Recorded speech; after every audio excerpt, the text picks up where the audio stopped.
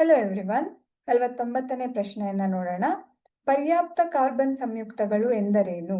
ಪರ್ಯಾಪ್ತ ಕಾರ್ಬನ್ ಸಂಯುಕ್ತಗಳು ಅಂತ ಅಂದ್ರೆ ಎರಡು ಕಾರ್ಬನ್ನ ಮಧ್ಯೆ ಏಕಬಂಧವನ್ನ ಹೊಂದಿ ಕಾರ್ಬನ್ ಸಂಯುಕ್ತ ರೂಪುಗೊಂಡ್ರೆ ಅಂತಹ ಸಂಯುಕ್ತಗಳನ್ನ ನಾವು ಪರ್ಯಾಪ್ತ ಕಾರ್ಬನ್ ಸಂಯುಕ್ತಗಳು ಅಂತ ಕರಿತೀವಿ.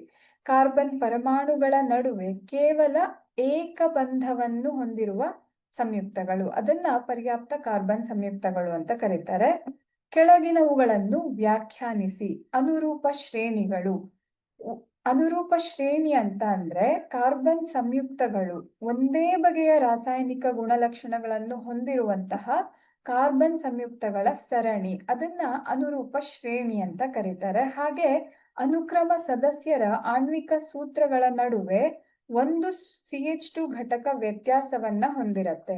ಅಂದ್ರೆ ಒಂದೇ ರೀತಿಯ ರಾಸಾಯನಿಕ ಗುಣಲಕ್ಷಣವನ್ನ ಹೊಂದಿರುವಂತಹ ಕಾರ್ಬನ್ ಸಂಯುಕ್ತಗಳು ಒಂದಾದ್ಮೇಲೆ ಒಂದು ಜೋಡಿಸ್ಕೊಂಡಿದ್ರೆ, ಸರಣಿಯಲ್ಲಿದ್ರೆ, ಹಾಗೆ ಅವುಗಳ ನಡುವಿನ ವ್ಯತ್ಯಾಸ, ಎರಡು ಅನುಕ್ರಮ ಸಂಯುಕ್ತಗಳ ನಡುವಿನ ವ್ಯತ್ಯಾಸ ಒಂದು CH2 ಘಟಕ ಆಗಿದ್ರೆ ಅಂತಹ ಒಂದು ಸರಣಿಯನ್ನ ನಾವು ಅನುರೂಪ ಶ್ರೇಣಿ ಅಂತ ಕರಿತೀವಿ. ಇನ್ನು ಎಸ್ಟರ್ಗಳು ಅಂದ್ರೆ ಏನು?